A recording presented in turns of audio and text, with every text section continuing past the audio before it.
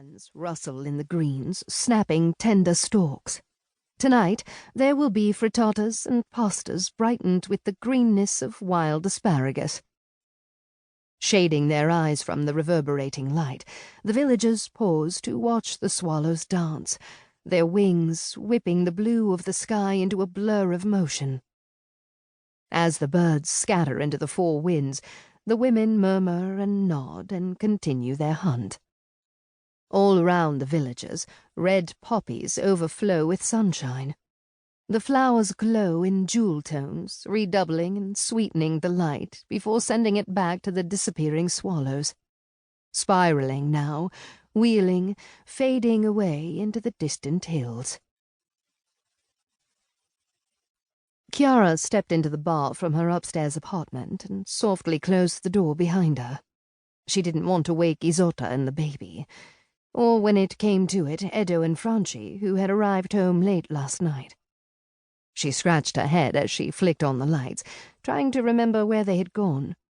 A movie? A nightclub? Oh, right, out to dinner with Ale and Ava. Must have been some dinner. They had stumbled home, giggling and shushing each other, far after she had turned off her light. She stood for a moment with her hand on the counter, glowing in the streaming sunshine. Franci, giggling. So unexpected from this serious young man.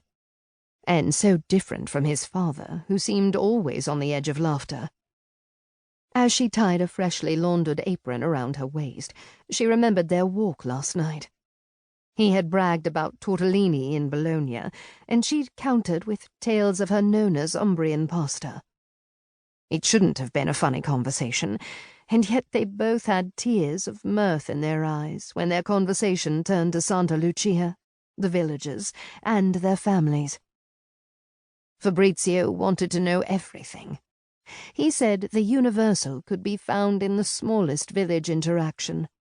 And Chiara had said that he had never heard Magda arguing with Giuseppe to get the last bit of beef tongue at a discount.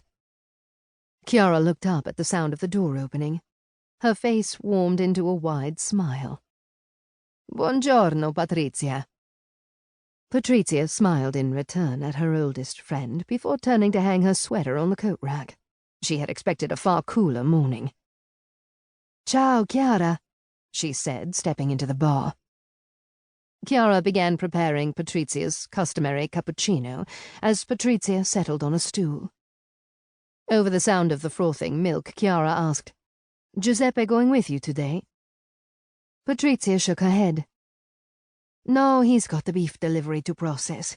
With the warmer weather, everyone wants thin-sliced beef to sauté with arugula." Chiara nodded as she set the cup in front of Patrizia. "You gather asparagus yet?" Reaching for a pack of sugar, Patrizia said, "Yesterday. Don't worry, I didn't harvest any where you hunt." She shook the sugar. "I wanted to, though, seeing so much like you haven't gotten a stock yet."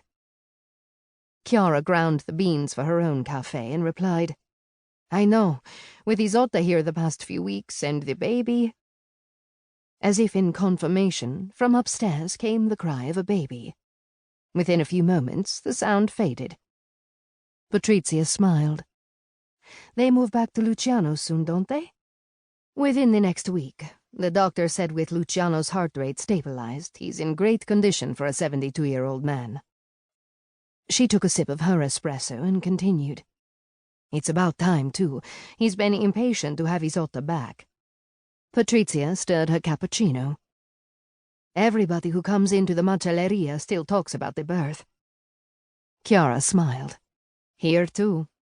I heard Graziano, the accordion player, not the stonemason, is working on a song. A ballad, really, given his troubadour ways. Embellishing, if I am not mistaken." Chiara's eyes danced. "It is an accordion." Patrizia's eyes crinkled as she laughed. Stilling herself, she asked, "Speaking of musicians, Franci—" Chiara grinned and pointed upstairs. "It's quite crowded above stairs." Patrizia grew still. "Are you okay with all that?" Chiara cocked her head to the side. "All what?"